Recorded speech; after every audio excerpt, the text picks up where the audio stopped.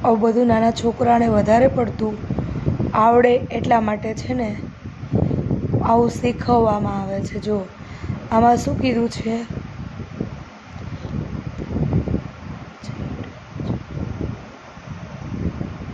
Letter C ને colour કરવાનો છે. તો સી ઉપરથી આ પેલું સી ઉપરથી કેપ, પછી કાવને, પછી કેમલ, પછી કેટ, પછી કેક, આ બધા સી ઉપરથી આવે.